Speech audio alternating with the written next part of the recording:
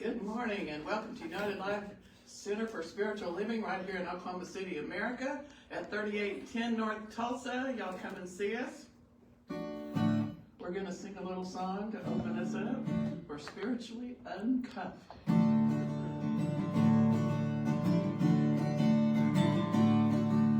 Mine is just one little voice, this just one more song.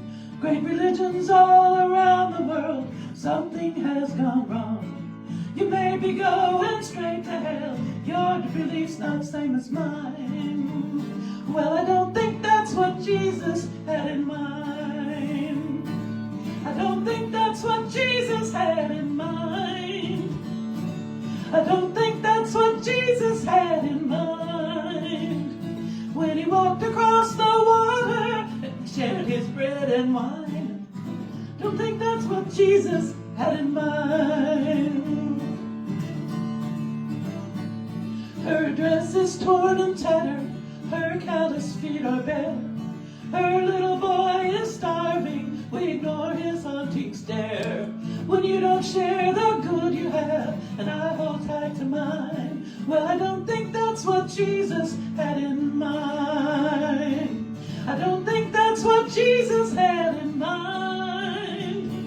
I don't think that's what Jesus had in mind. When he walked across the water and he shared his bread and wine. No, I don't think that's what Jesus had in mind. Yes, we know your soul is saved and you have been forgiven for all the sins and errors that you made while you were living. That don't mean we should destroy you and all we find, 'cause I don't think that's what Jesus had in mind. I don't think that's what Jesus had in mind.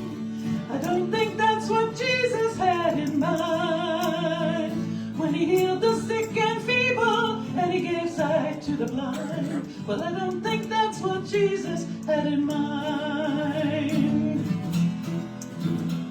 My friends who love religion, did Jesus delegate a holy church of anger, a ministry of hate?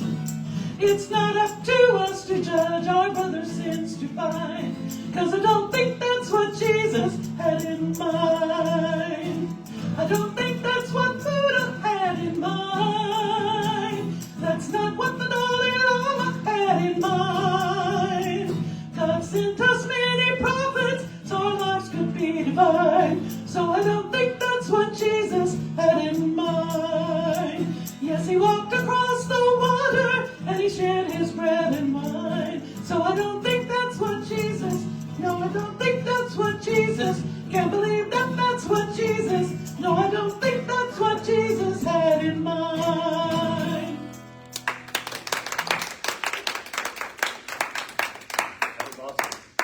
It was awesome. It's such a perfect, spiritually uncuffed song. Yes. Like, thank you for opening us with that, Joan. It's walking all around the table. All around the tables. Good afternoon.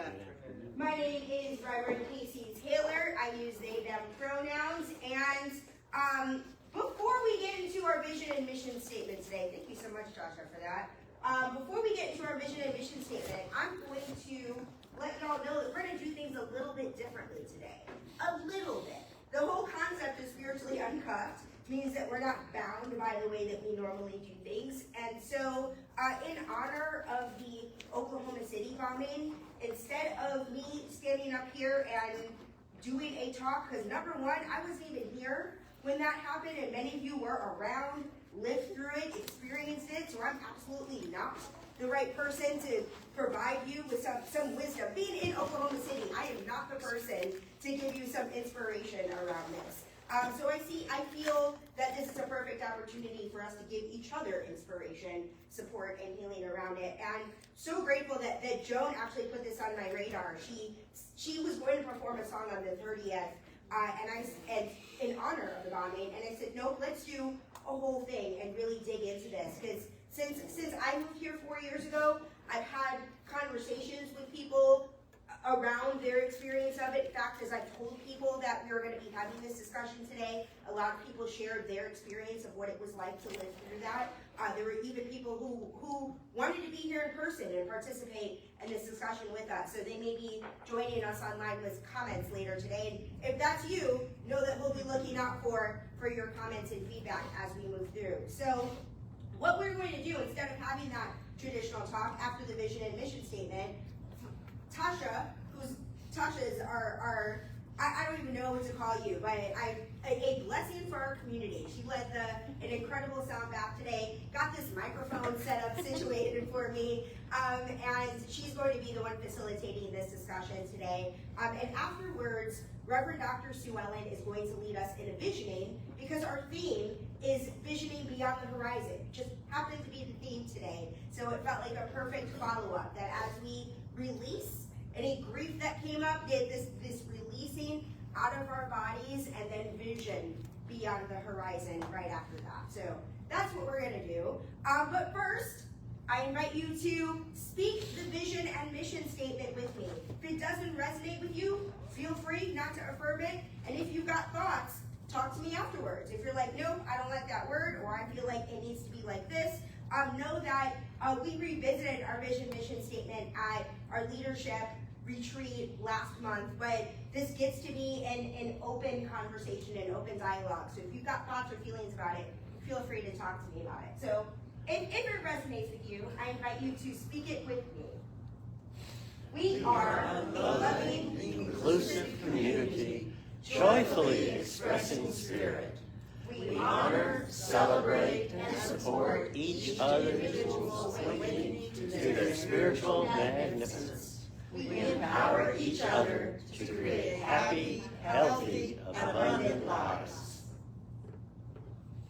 So, Joan, I'm going to call you up, and she's going to perform that song that started it all, that brought us here today. I'll give you a little bit of background first. I wrote a song about the bombing, but I've lived in Oklahoma all my life, and I've felt like we were pretty safe here. We didn't have tsunamis or hurricanes or volcanoes or earthquakes, but now we have F5 and F6 tornadoes that stay on the ground for miles, and we didn't have that when I was growing up. And so in 1986, when I was 9 months pregnant with Derek, we had the Edmond post office shooting.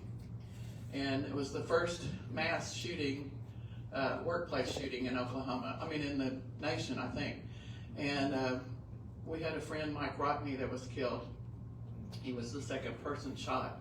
It was a disgruntled employee, and he went in to kill his supervisors, and he ended up killing 14 people and wounding 6 more. And so 10 years approximately later, 9 years, I guess. Well, on April 19th, 1994, David and I bought a restaurant at Wiley Post Airport, which is right over on 50th and Rockwell. And all the pilots would come, and children would come and watch the planes. And on April 19th, 1995, it was our 1-year anniversary, and we were trying to plan, should we do something special for lunch? And we were getting ready to go downtown too. There was a big giant food show downtown at the Marriott, so it was filled up the Marriott. And right about, it was 9 o'clock in the morning, just this kablam shook the walls, shook the windows, and we turned on the TV. We had a little tiny TV, and back then, weren't big screen TVs back then, but we had a little tiny TV, and we were all gathered around the TV just watching, and we thought, well, there was a gas leak, or nobody knew what was going on. And as the TV cameras panned around, I kept thinking, this is bad. This is really going to be bad. And I kept seeing this, I didn't think I was going to cry. Kept seeing this policeman bent over the car. Just, he was like this. And they pan around, and that same policeman was just bent over his car, and I'm thinking, this is really, really bad. So we lost one of our customers, Paul Ice, who was a custom agent that died. Weren't real close to him, but he was 42 years old.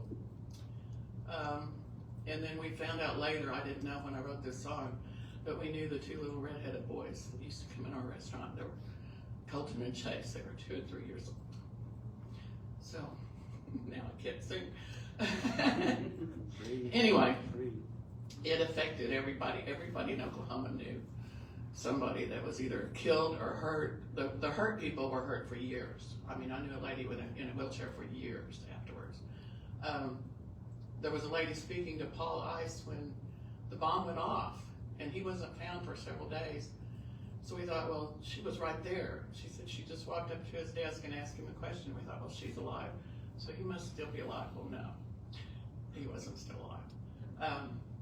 So anyway, it affected everybody, and there were caravans of funeral processions going through the city for several weeks after that. So everybody would stop and let them go by. So it was a weird time. And walking around downtown, I've been to the bombing memorial one time. I think you should all go if you haven't been. Some of you weren't even born when this happened. But you should go once. I probably won't ever go again. It's worth it. And this song is called We Knew Paul.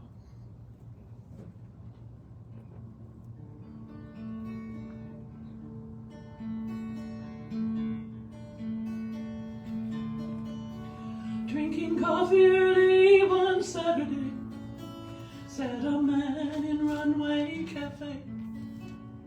He asked, is this where pilots meet before they fly away?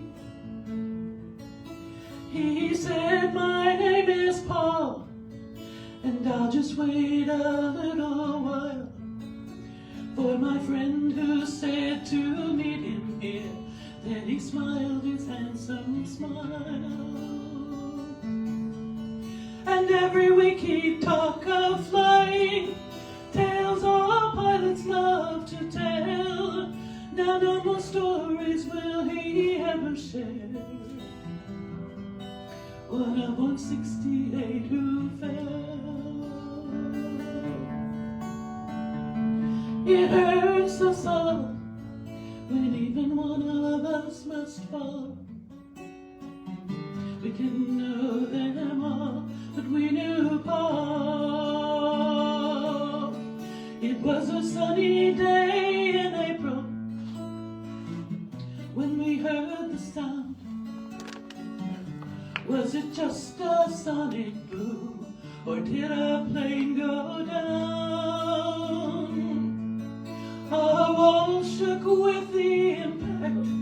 We ran outside, the sky was clear.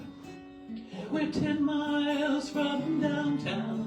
How could it feel so near?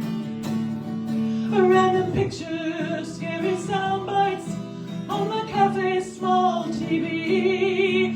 I'd never seen policemen cry or bodies in our street. It didn't look like a movie, as in silence we watched on. Blown up in an instant, our innocence is gone. It hurts us all when even one of us must fall.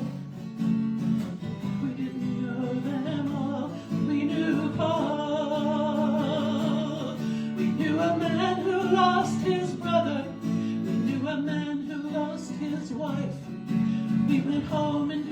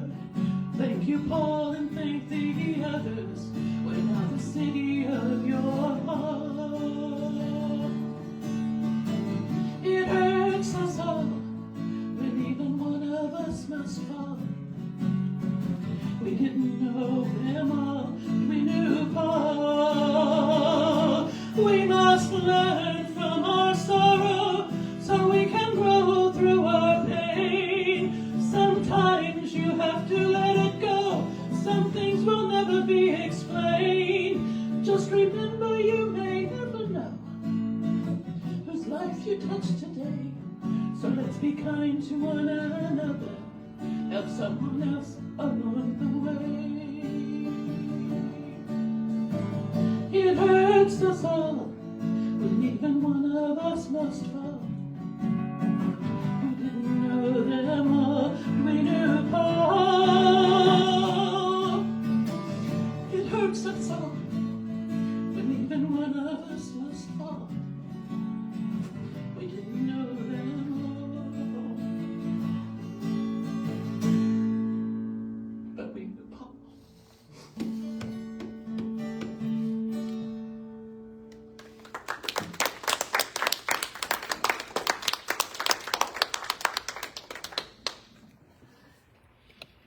Thank you so much for that.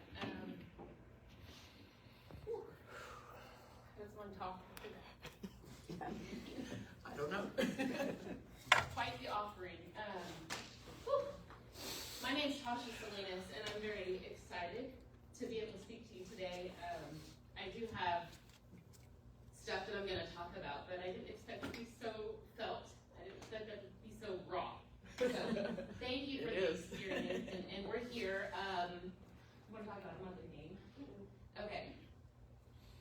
All right. So, I'll talk about hi, and welcome. I'm going to talk about this. I'm going to get one more because I made slides.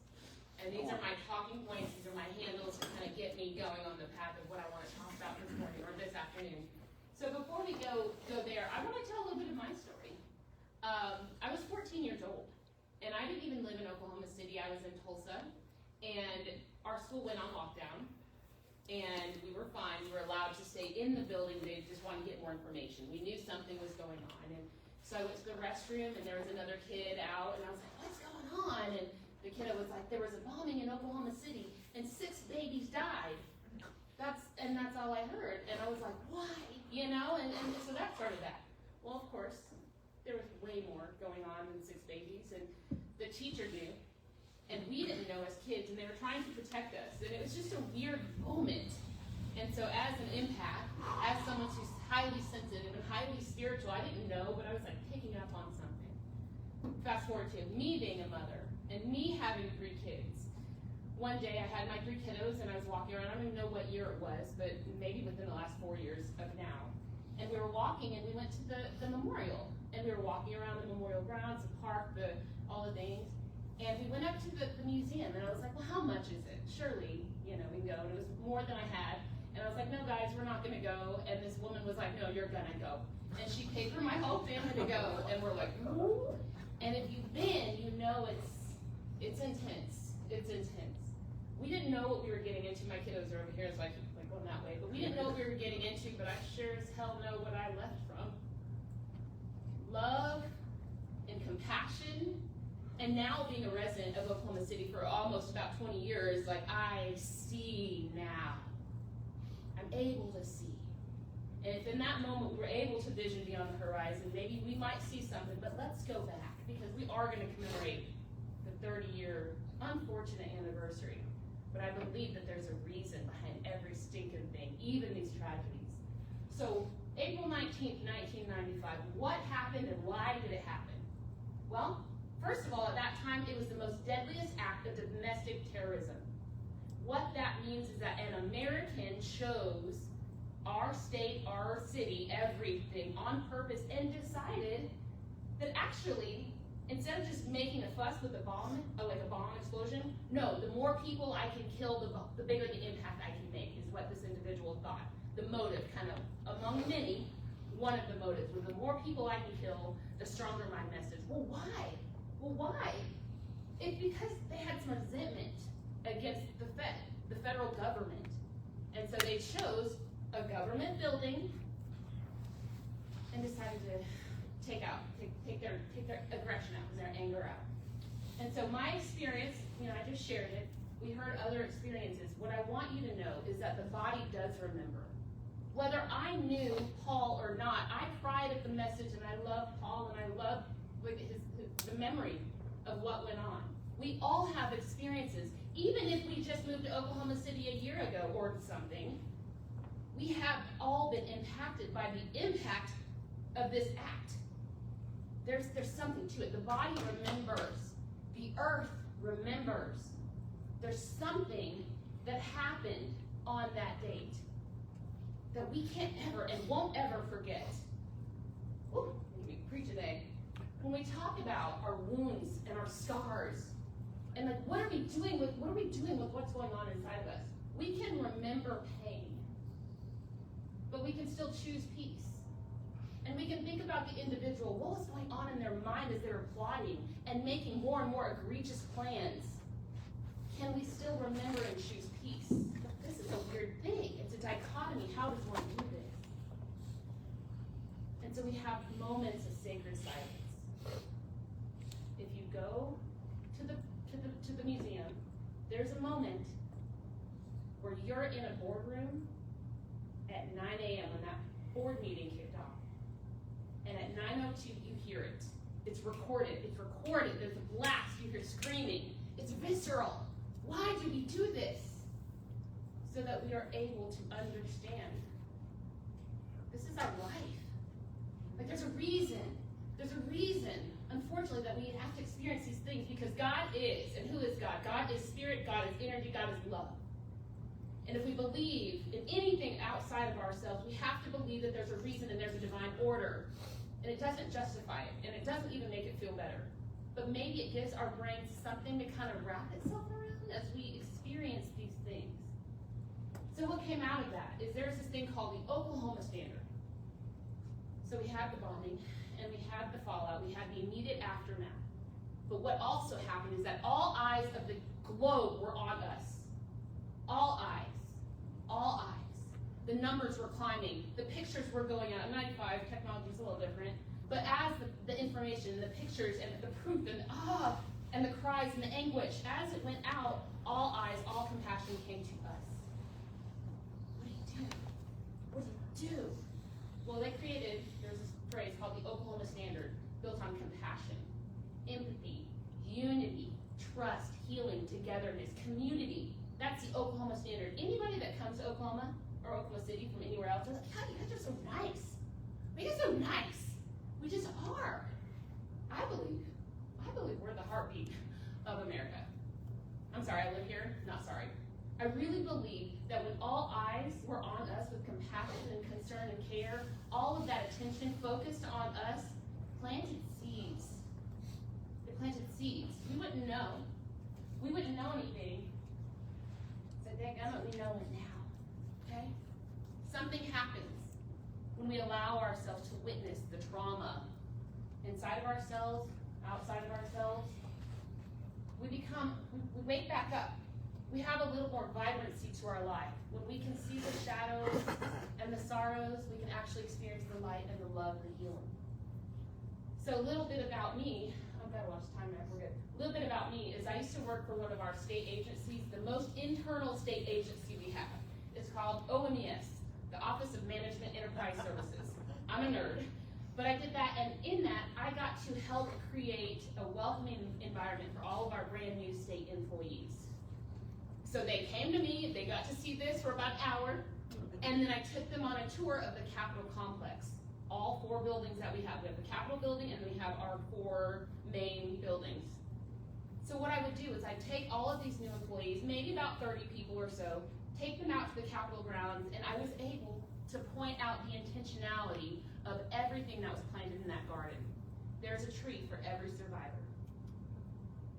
There are plants and shrubs and flowers and all of these things, all the children, the medical personnel, the first responders, everybody is honored. There's so much intentionality right there in the heartbeat of the Capitol complex. Talk to me about the city of Oklahoma City.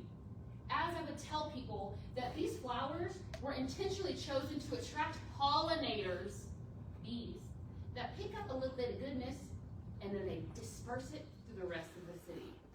Y'all know where I'm going with that one. And every time I would talk about the intentionality of everything we do here in Oklahoma, there was always a hushed awe over the crowd, kind of like this. And I just think it's in our bones.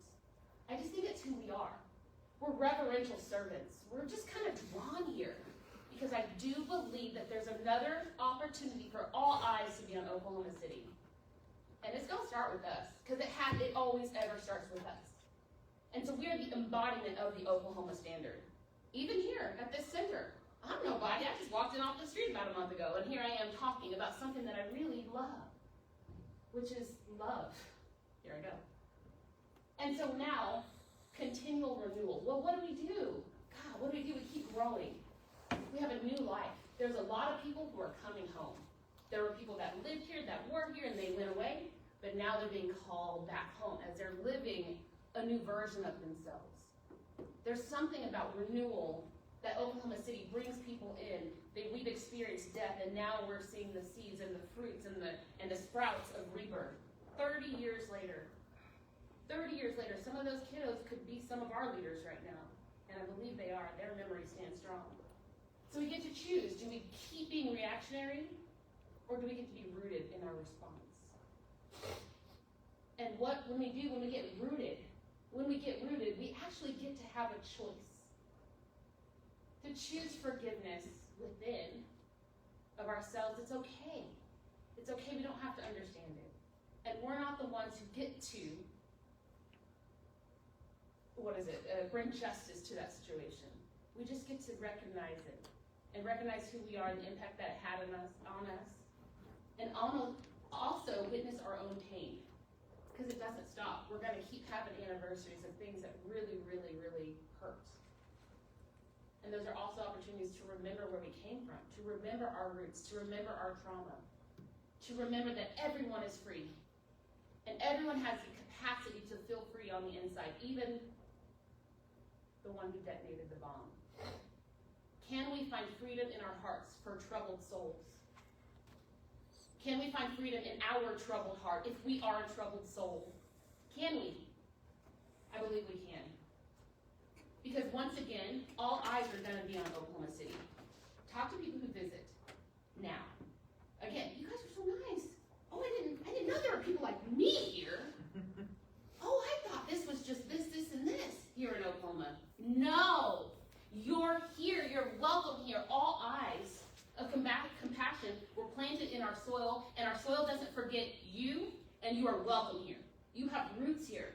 And that's what we're doing. In this building, we are building spaces for everyone to know and enjoy the rebirth that comes after death of the self, of the loved ones, but death in all its colors. We are so blessed to have a community of safety and inclusion to where we can rumble all the phases of love. And we're going to transition over into visioning beyond the horizon, but what I want to share, where I want to land, getting nervous here and stumbling over my words, is that love is what carries the vision.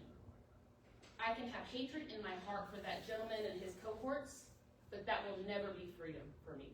I will never feel free. If I lament my way through life, that isn't freedom. I can honor and acknowledge those that I love in a beautiful song, in a tree that's been planted right next to my Capitol building. I can allow the bees to fly.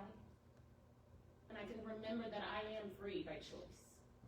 And as I vision and as I look forward, I want to create more and more touch points that remind us of our freedom.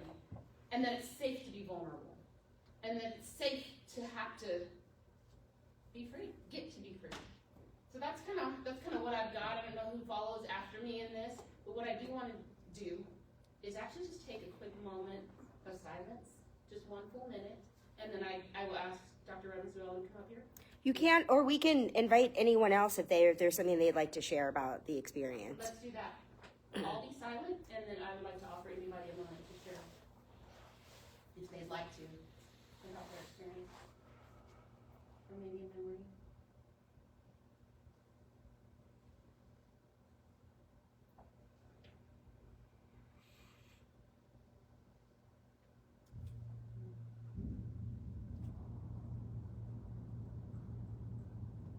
Thank you for the sacred space that we have in this right now moment. I'm thankful for the opportunity that we have to remember, to feel, and to respond with open eyes and a vision for the future.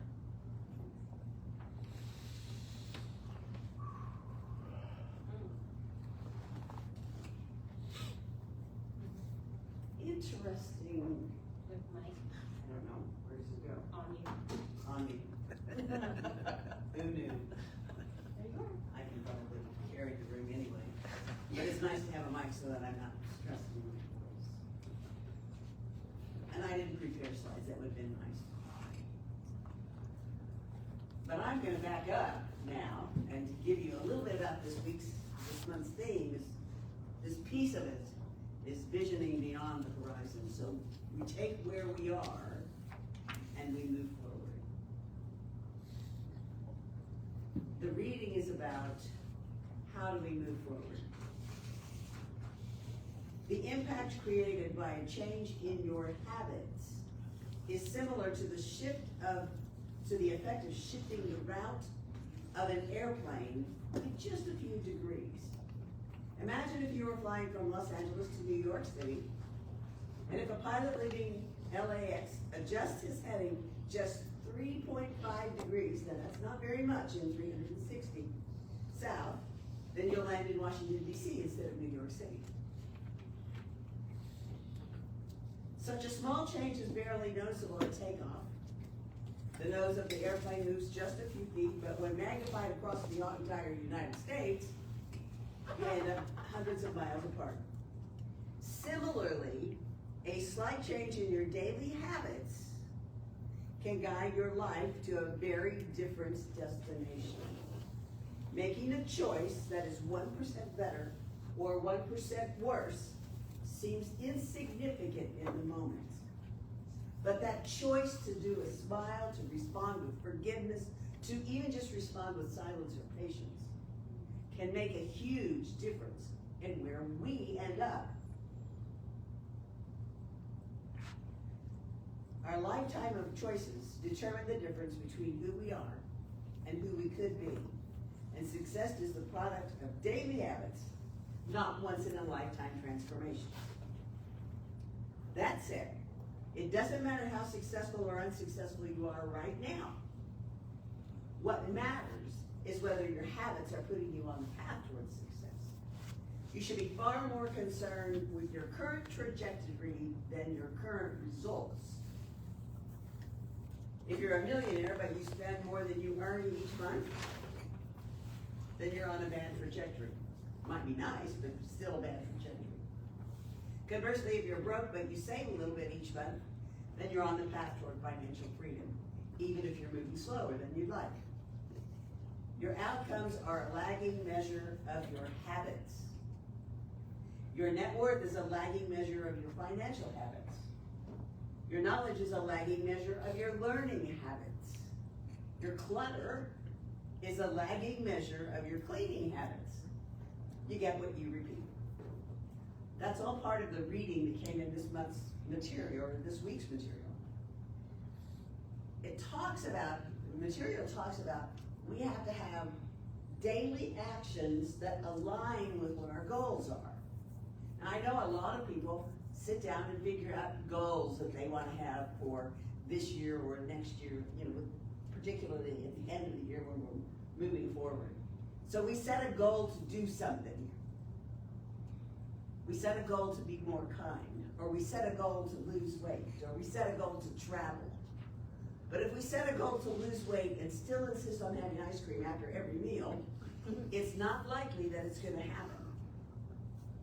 Unless ice cream is the only meal we're having, and then maybe, I don't know, that would be sick, I think.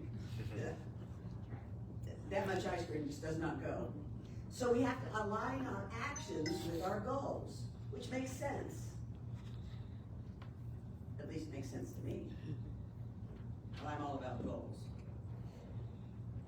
The second point of this particular material was to recognize and release our limiting beliefs.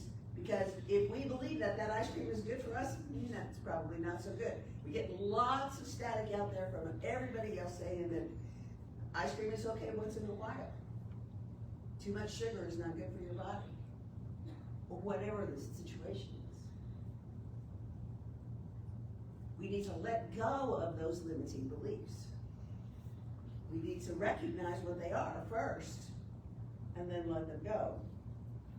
And the third thing that it suggests in this material is that we embrace the idea of visioning. Visioning is a time when we take a few minutes to look at, to be in the silence, not to look at, to be in the silence and listen to what Spirit has to say to us. Where we're trying to tune into the same vibration as the Christ did.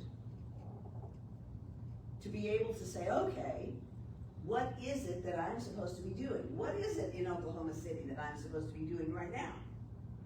And we vision to see what that turns out to be. And I'm going to take you through that visioning process. Now, sometimes we do visioning and we do it as a group for a particular thing.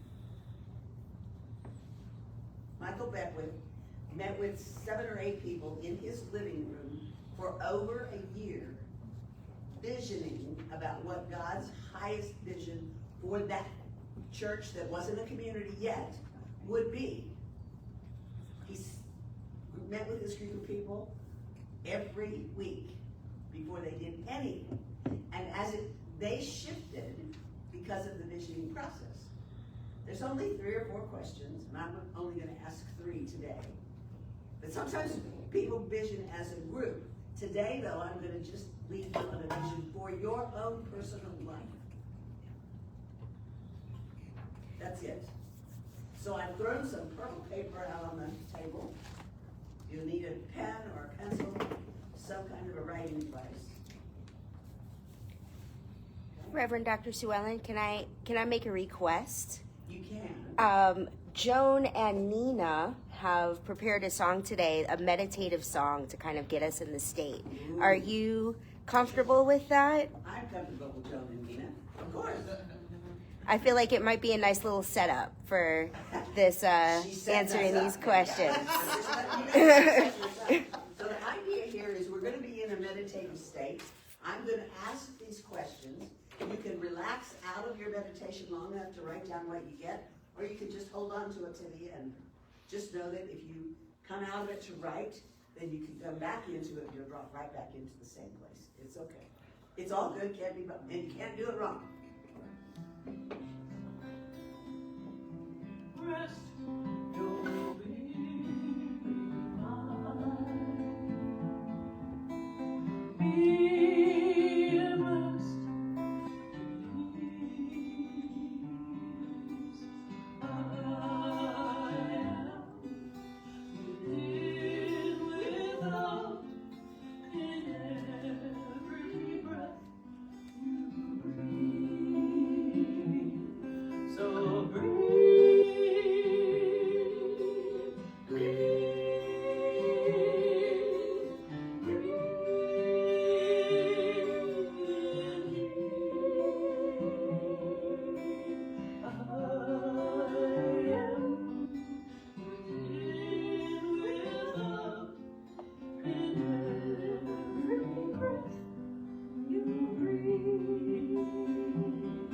So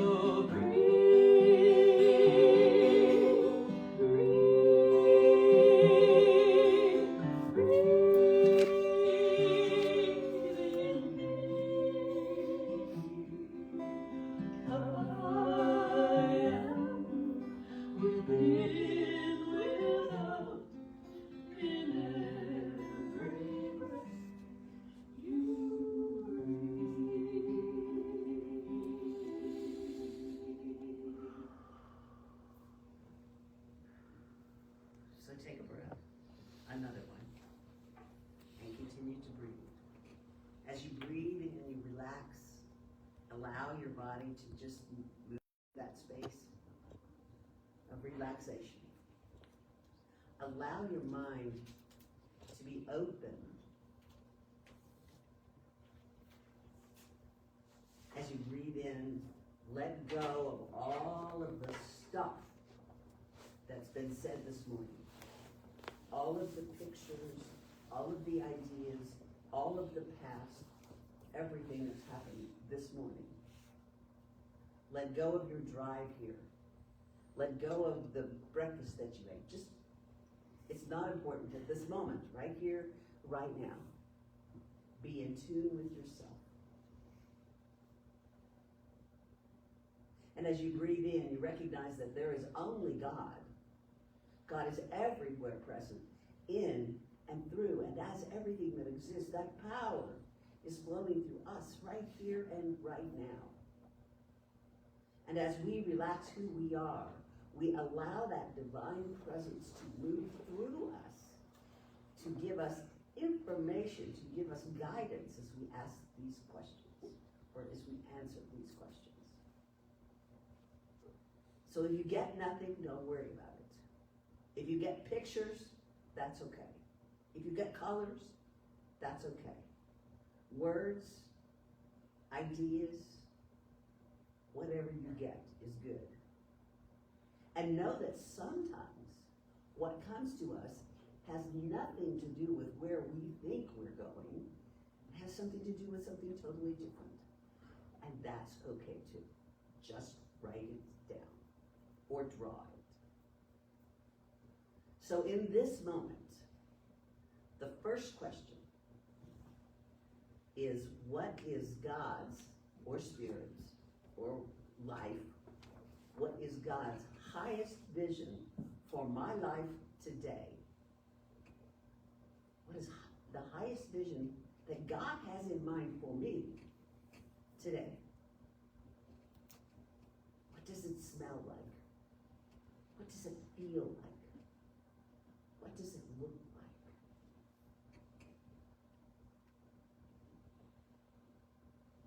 And in the silence, if you get something, write it down. Draw a picture. And if not, that's okay. What is God's highest vision for my life? What does it look like, feel like, smell like, taste like?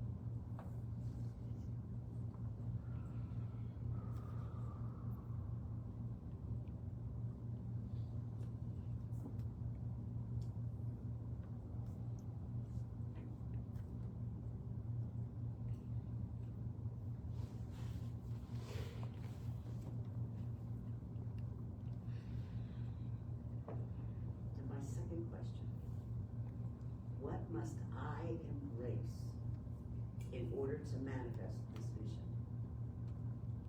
What must I embrace? What must I study, learn, be, become, do in order to manifest this vision?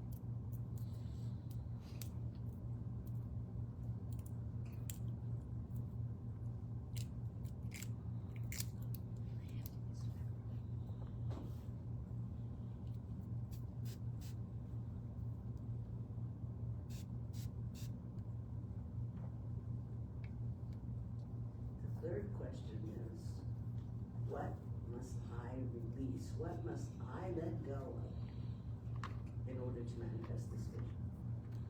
What must I release in order to manifest this vision?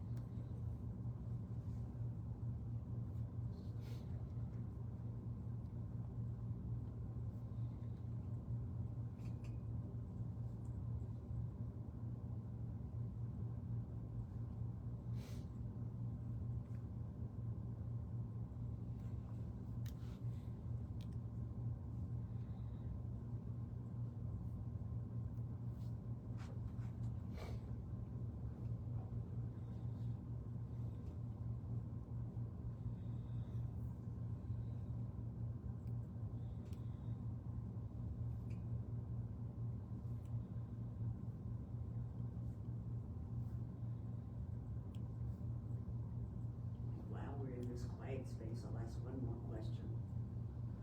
Is there anything else I need to know? Is there anything else that I need to know?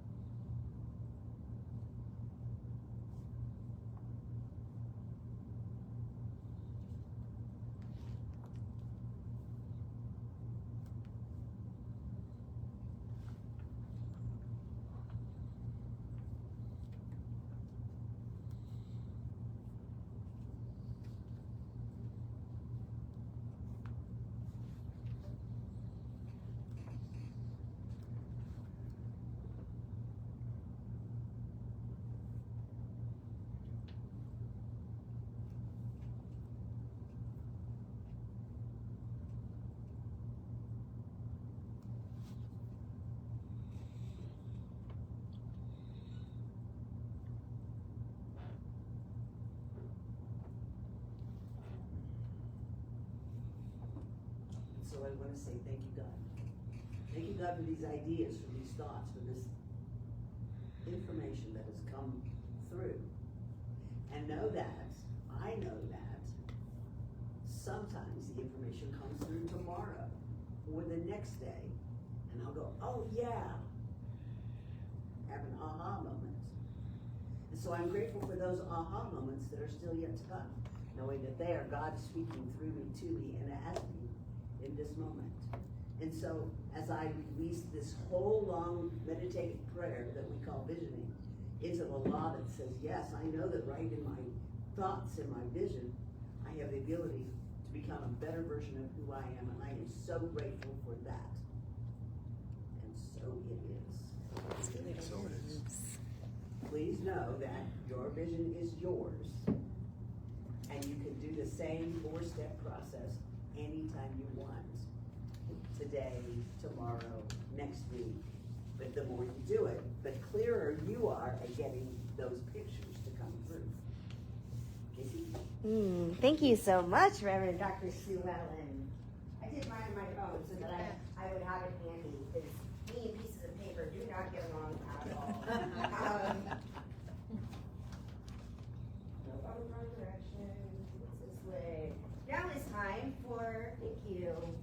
You're so good, I appreciate it. Now it's time for our giving portion. We've got another song from Joan, a gratitude song from Joan. And I invite you to speak our giving affirmation with me if it resonates with you. And again, just like the vision and mission statement, something about this affirmation doesn't resonate, feel free to talk to me about it. You got suggestions? Feel free to talk to me about it. So our giving affirmation is, I live in abundance. I am filled with abundance. I give from abundance, and it transforms my life. I want to tell two little short stories about the Oklahoma Standard. The food show that David and I were planning to go to, which was it's a huge thing where the vendors come and try to give you samples. It's really fun. They give you free samples of all their food to try to get you to buy it for your restaurant.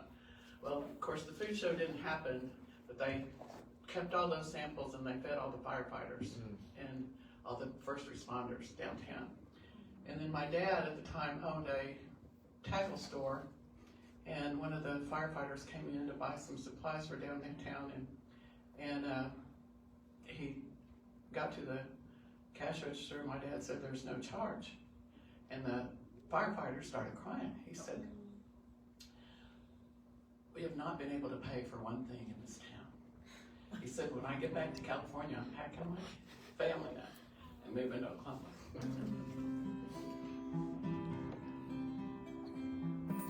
I believe for every drop of rain that falls, a flower grows. I believe that somewhere on the darkest night, a candle glows. I believe for everyone who goes astray, someone will come to show the way.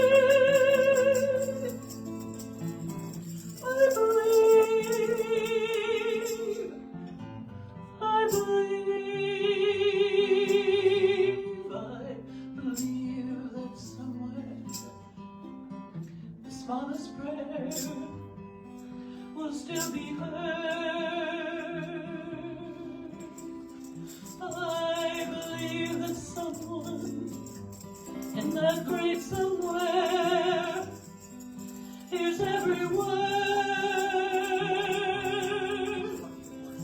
Every time I hear a newborn baby cry, or touch a leaf, or see the sky, then I know I believe.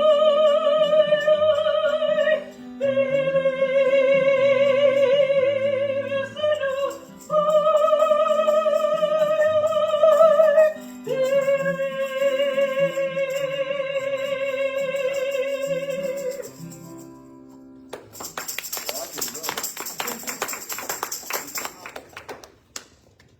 Yes, Joan, that was amazing.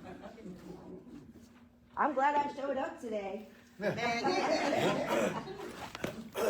You rock, Joan. Yeah, this has been a really enriching day. Thank you all. Thank you. So, this actually came up in my visioning. Like, this was number one of like, what is the highest vision in your life? This is what came to my mind. So I wrote a book called Making Peace with Your Inner Shit Talker, and it's a 90-day intuitively guided program. So when I say 90 days, there's 90 days of content that is provided, but I don't know about y'all. I can say for me, it took me a lot longer to make peace with my inner shit talker. 90 days was not enough.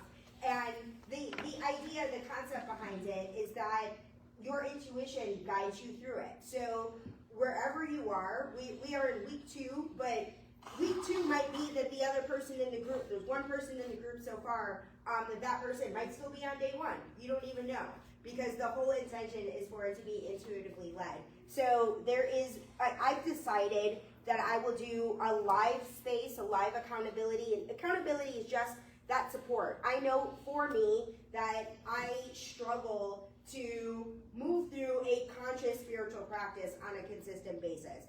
I go to yoga classes because I am not disciplined enough to meditate at home. I gotta have a time and a place that I'm gonna be here doing that thing. So if you'd like to join us tonight at 8 p.m., I'll send you a copy of the program after you show up, give you a little overview of what it's about, and you're welcome to drop in this week or any week. Let your intuition lead. What serves you, what's right for you. Also, my cousin and I host a web series called What's Up in Why on Thursdays at 12. It is streaming on all kinds of things, and I realize it should probably be streaming on United Life's page too. So I'm going to get on that for this Thursday. So you can find it on my Facebook page.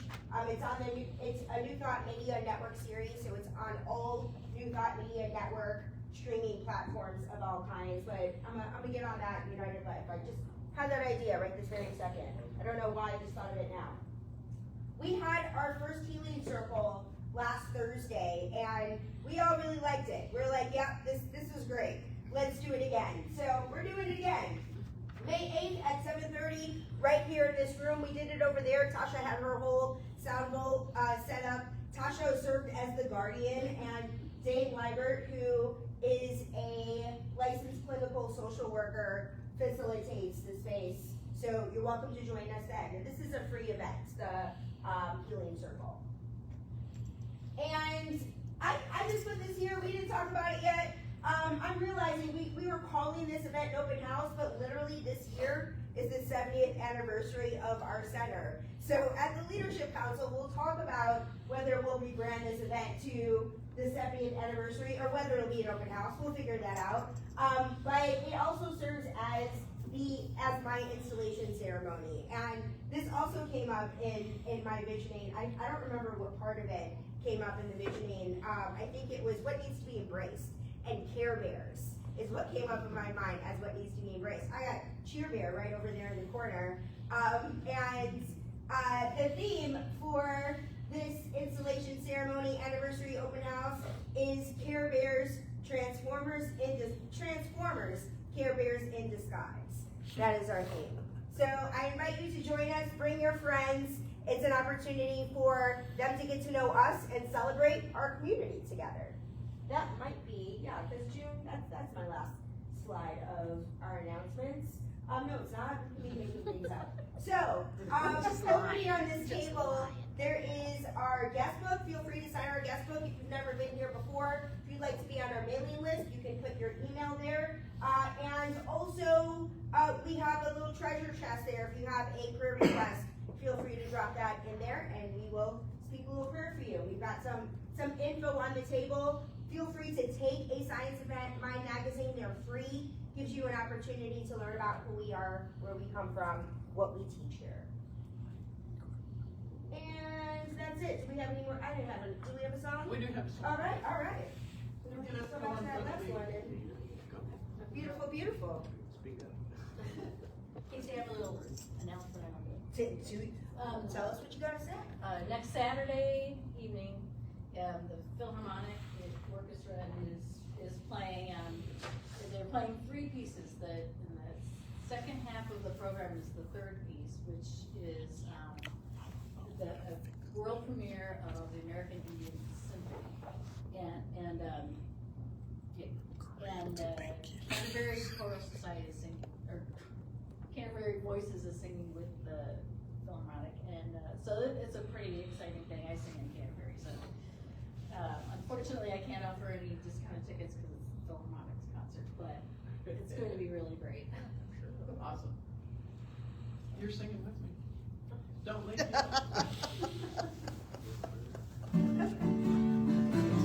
For some of the words and the lyrics, y'all probably know this. I can see clearly now, the rain is gone. I can see all obstacles in my way. All the dark clouds that have me blind. It's gonna be a bright, sunshiny day.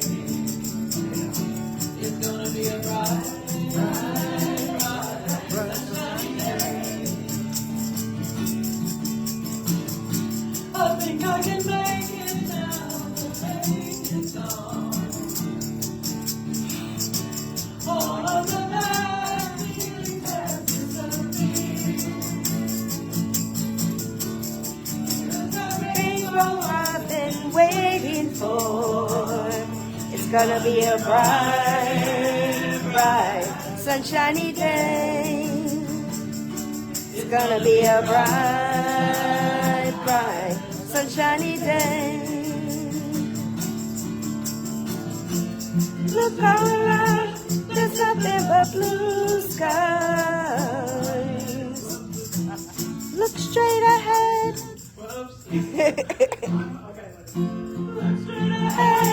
There's nothing but blue skies. Look straight ahead. There's nothing but blue skies.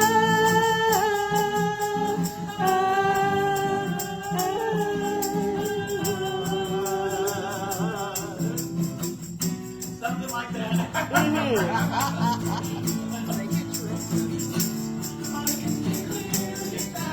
The rain is gone. All of these old folks in my way. Let me die. It's gonna be a bright, bright, sunshiny day. It's gonna be a bright, bright, sunshiny day. It's gonna be a bright, bright, sunshiny day.